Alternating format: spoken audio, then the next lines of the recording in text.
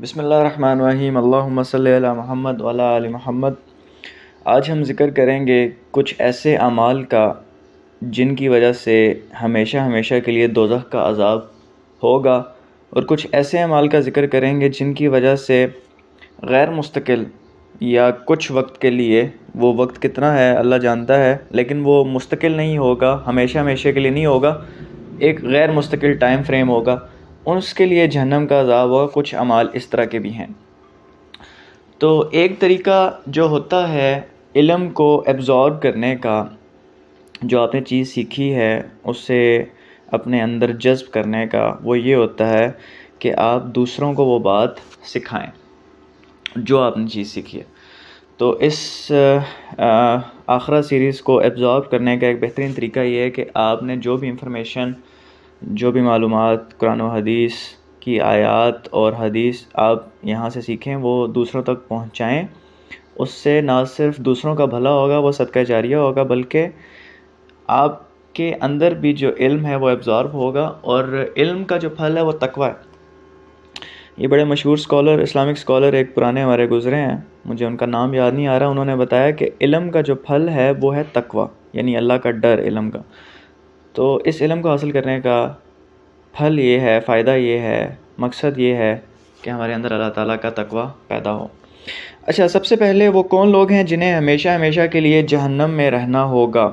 اس میں دو کیٹیگریز ہیں، ایک کفار کی اور دوسری منافقین کی۔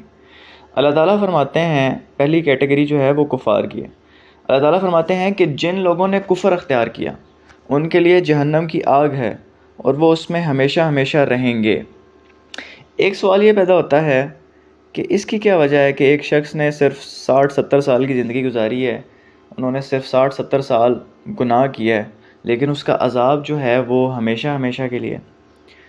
تو کیوں نہ اس کو 60-70 سال بس عذاب دے دیا جائے اور اس کا چیپٹر کلوز کر دیا جائے؟ لیکن اس کا جواب یہ ہے کہ ان لوگوں کی نیت میں فرق نہیں آنا تھا۔ ابھی یہ 70 سال کی عمر میں فوت ہوئے ہیں، اگر 71 سال میں بھی فوت ہوتے، 72 میں بھی ہوتے یا 200 میں بھی ہوتے، تو انہوں نے ایمان نہیں لانا تھا۔ ان کی نیت یہ تھی کہ یہ ہمیشہ ہمیشہ گناہ کرتے رہیں۔ اگر ان کو ہمیشہ ہمیشہ کے لیے زندگی بھی دے دی جاتی تو یہ ہمیشہ ہمیشہ کے لیے گناہ کرتے ہیں، اس لیے ان کا عذاب بھی ہمیشہ ہمیشہ کے لیے ہوگا۔ اس لیے کہتے ہیں کہ نیت جو ہے وہ بہت اہم ہے، اور آپ کی جو نیت ہے اس کے مطابق فیصلے ہوتا ہے۔ نمبر 2، دوسری کیٹیگری ہے منافقین کی، اور منافقین جو ہے وہ کفار سے بھی نیچے سب سے بدترین حصے میں ہوں گے جہنم کے۔ اللہ تعالیٰ فرماتے ہیں کہ منافقین جہنم کے سب سے نچلے درجے میں ہوں گے اور وہاں سب سے زیادہ عذاب ہوگا۔ منافقین کی کفار سے بھی زیادہ سزا ہونے کی کیا وجہ ہے؟ اس کی وجہ یہ ہے کہ کفار کا جرم تو صرف یہ تھا کہ انہوں نے کفر کیا، ایمان نہیں لائے، اور ان کا جرم یہ تھا کہ اس میں دھوکہ بھی شامل تھا، اس میں جھوٹ بھی شامل تھا، اس میں فریب بھی شامل تھا، اور اللہ تعالیٰ کسی دھوکے باز کو پسند نہیں کرتا۔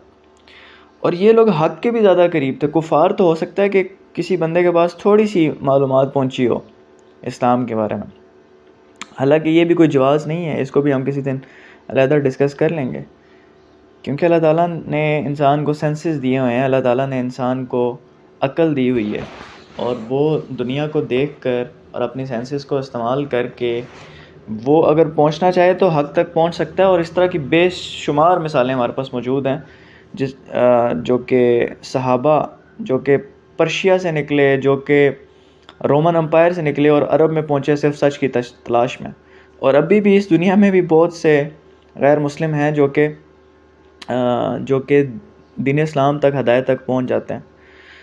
بہت سے لوگ جن تک انفارمیشن نہیں پہنچی ان کا فیصلہ اللہ تعالیٰ ڈیسائیڈ کرے گا، کیونکہ اللہ تعالیٰ کہتے ہیں کہ میں کسی کے ساتھ ناانصافی نہیں کرتا، اور قیامت والے دن وہ بندے بھی کہیں گے کہ اللہ تعالیٰ نے صحیح انصاف کیا۔ تو کچھ معاملات ہوں گے، کچھ لوگوں تک ہو سکتا ہے کہ بالکل ہی وہ کچھ جنگل میں بیٹھے ہوں، ان تک دین بالکل ہی نہ پہنچا ہو، تو ان کے لیے کچھ نہ کچھ کیا ہوگا وہ اللہ تعالیٰ کی ذات بہتر جانتی ہے۔ لیکن یہ جو منافقین تھے ان تک تو حق پہنچ چکا تھا، یہ تو بس مسلمانوں کے لبادے میں تھے، لیکن پھر بھی یہ دھوکہ فریب دیتے رہے، اصل سے کہیں اور تھے، اور اس لیے بھی ان کو زیادہ سزا دی جائے گی کہ انہوں نے کفار سے بھی زیادہ امت مسلمہ کو نقصان پہنچایا۔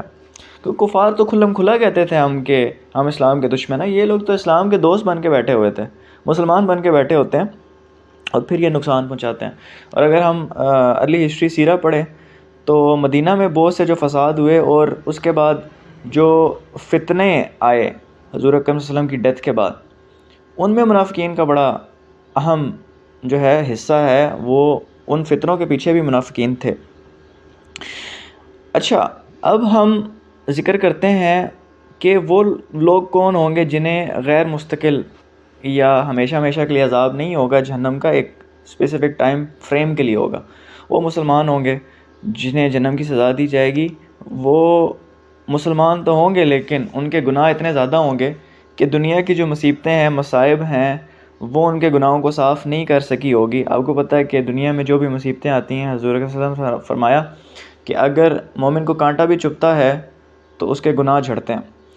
تو دنیا کی مصیبتیں بھی ان کے گناہ جھاڑنے کے لیے، صاف کرنے کے لیے کافی نہیں تھی۔ پھر موت کی بھی سختی ہوتی ہے، ہم اس کا بھی ذکر کر چکے ہیں، وہ بھی کافی نہیں تھی ان کے گناہوں کو صاف کرنے کے لیے۔ قبر کا عذاب اور قیامت کے دن کی سختی بھی ان کے گناہوں کو صاف کرنے میں ناکام رہی۔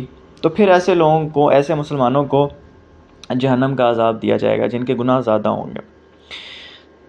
اور ویسے تو بہت سے گناہ ہیں جن کی وجہ سے مسلمان دوزخ میں جائیں گے، لیکن ہم صرف چند کا ذکر کرتے ہیں، موٹے موٹے، جو ہمیں قرآن و سنت سے بالکل واضح پتہ چلتے ہیں۔ نمبر 1 اس میں کیا ہے؟ اس میں ہے گمراہ فرقے۔ آپ صلی اللہ علیہ وسلم نے فرمایا کہ یہودی 71 فرقوں میں تقسیم ہوئے، عیسائی 72 فرقوں میں، اور میری امت 73 فرقوں میں بٹے گی، اور تمام فرقے جہنم میں جائیں گے سوائے ایک کے۔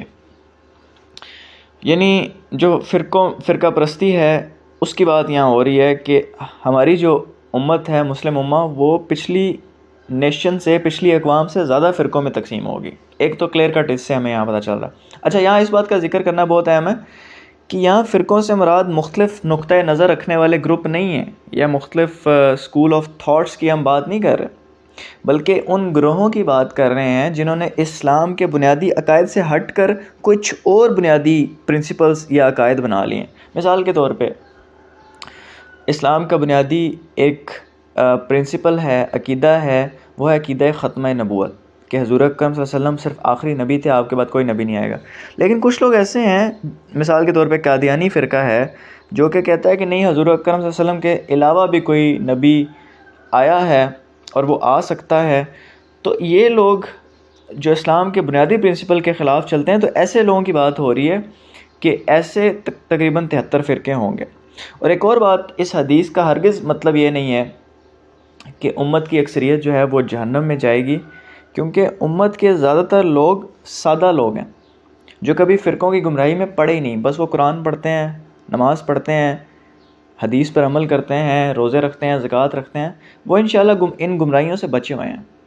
ان کو نہیں پتہ کہ یہ جو ڈیپ قسم کی یہ جو گمراہ کن فرقے ہیں، وہ ان پہ بلیو تو نہیں کرتے۔ کامن پاپولیشن کا تو سمپل ایمان ہے کہ اللہ رسول، اشہد لا الہ الا اللہ و اشہد ان محمد رسول اللہ، تو وہ انشاءاللہ جنت میں جائیں گے۔ ان تو اکثریت جو ہے وہ جہنم میں نہیں جائے گی۔ یہ وہ لوگ ہیں جو نیٹیز گریٹیز میں، جنہوں نے علیحدہ سے عقیدے گھڑ لی ہیں، ان کی بات ہو رہی ہے۔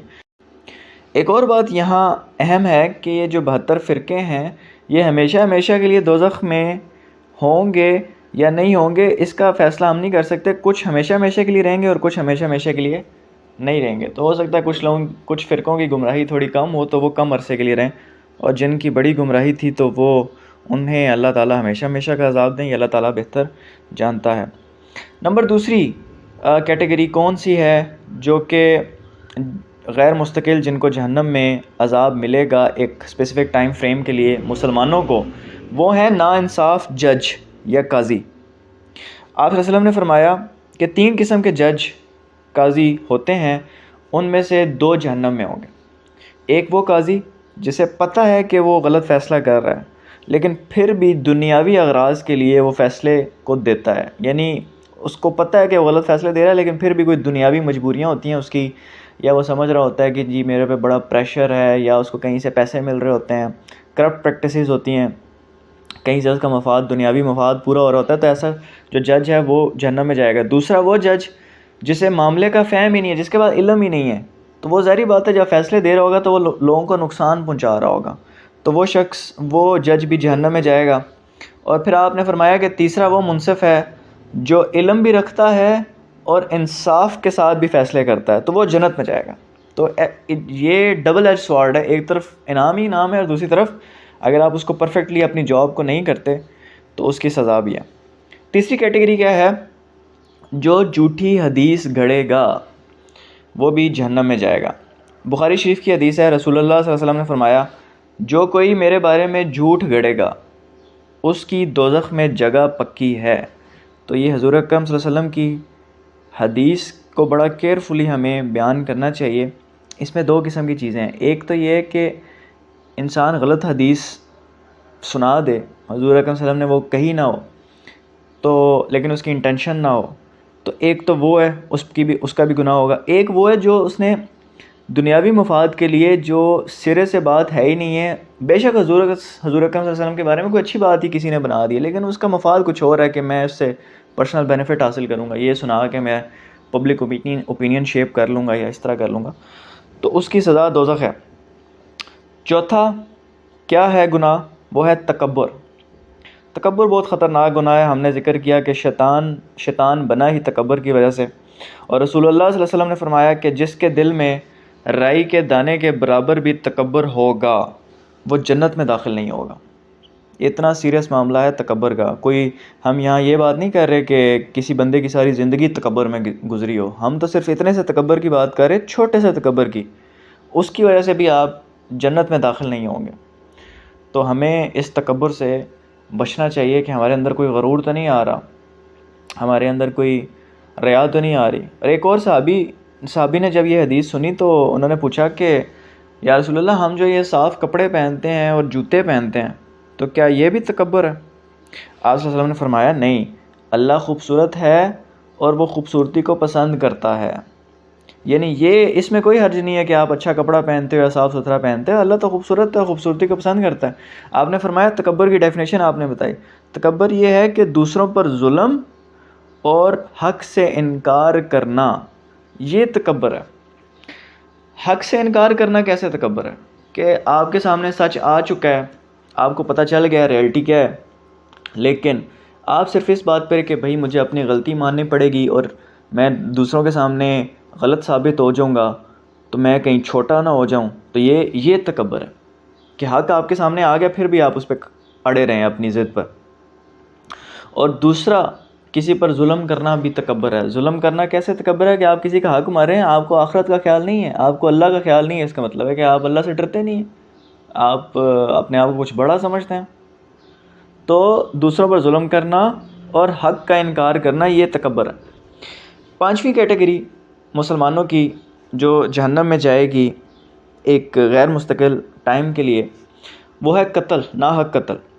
اور اللہ تعالیٰ سورہ نساء میں فرماتے ہیں اور جو شخص کسی مسلمان کو جان بوجھ کر قتل کرے تو اس کی سزا جہنم ہے، جس میں وہ ہمیشہ ہمیشہ رہے گا، اور اس پر غضب نازل کرے گا اللہ تعالیٰ اور اس پہ لعنت بھیجیں گے۔ تو ایسا بندہ نہ صرف جہنم میں ہمیشہ ہمیشہ رہے گا بلکہ اللہ تعالیٰ کی لعنت بھی اس پر ہوگی اور اللہ تعالیٰ غضب بھی نازل کرے گا، اور یعنی اللہ تعالیٰ کی اس دن جو اللہ تعالیٰ کی ناپسندیدہ لسٹ میں آ گیا بندہ، اور ناپسندیدہ میں بھی اس لسٹ میں جو کہ ریڈ لسٹ ہے، تو اس دن کیا بنے گا؟ تو قتل جو ہے، ناحق قتل کسی مسلمان کا، وہ اتنا بڑا گناہ ہے۔ یہ تو مسلمان کے لیے سزا ہے کہ آپ نے مسلمان کو قتل کیا، غیر مسلم کو قتل کرنے کی کیا سزا ہے؟ تو آپ صلی اللہ علیہ وسلم نے فرمایا کہ بہت سے غیر مسلم ہوتے ہیں، ان کے ساتھ ہماری پیس ڈیل ہوتی ہے کہ آپ ہمارے علاقے میں رہیں، آپ کو امن کی ہم گارنٹی دیتے ہیں، ریاست جو ہے وہ گارنٹی دیتی ہے۔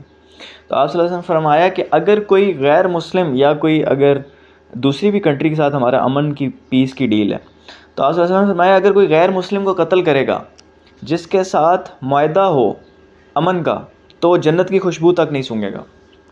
تو یہ ہم غیر مسلموں کو بھی اتنی رسپیکٹ ہے، آپ کو ان کے قتل، ناحق قتل سے منع کیا گیا ہے اگر آپ کی ان کے ساتھ پیس ڈیل ہے۔ نمبر 6، ربا، سود، یا جس کو ہم انٹرسٹ کہتے ہیں انگریزی میں، اور اللہ تعالیٰ فرماتے ہیں کہ جو لوگ سود پر جمے رہیں ان کی سزا جہنم ہے۔ اور آپ صلی اللہ علیہ وسلم نے فرمایا کہ 7 کبیرہ گناہ ہیں جن سے تمہیں بچ کے رہنا چاہیے، ان میں سے ایک سود ہے۔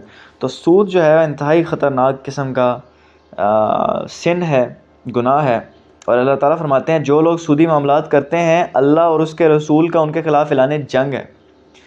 اچھا، بہت سے گناہ ہم نے سنے ہیں، لیکن بہت کم گناہ ایسے ہیں جس پہ اللہ تعالیٰ نے ڈائریکٹ یہ وارننگ دی ہے کہ وہ ایسا بڑا گناہ ہے کہ ایسے ہے جیسے تم اللہ اور رسول کے خلاف اعلان جنگ ہے۔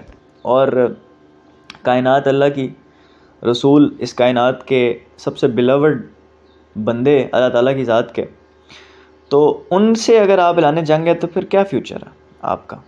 تو یہ چھوٹی سی چند لاکھ کروڑ اربوں روپے کی وقتی طور پہ زندگی یا پیسہ کمانے، سود کمانے کی کیا ورتھ ہے جب آپ کو ہمیشہ ہمیشہ کے لیے عذاب ہوگا؟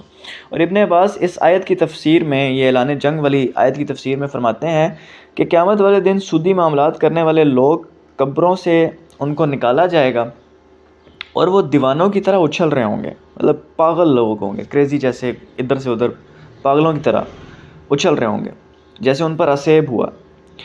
اور پھر فرشتے انہیں ہتھیار پکڑائیں گے، باقاعدہ انہیں ہتھیار دیے جائیں گے کہ اللہ اور اس کے رسول کے خلاف جنگ کے لیے تیار ہو جاؤ۔ اور اس دن کیا بنے گا ایسے لوگوں کا؟ اللہ تعالیٰ ہمیں بچا کے رکھے۔ 7ویں کیٹیگری کیا ہے؟ دوسروں کا مال ہڑپ کرنا، یعنی ناحق آپ کا وہ مال نہیں تھا، آپ کی وہ زمین نہیں تھی، آپ کا وہ پیسہ نہیں تھا، آپ کا حق نہیں بنتا تھا، لیکن پھر بھی آپ نے مال ہڑپ کر لیا اگلے کا۔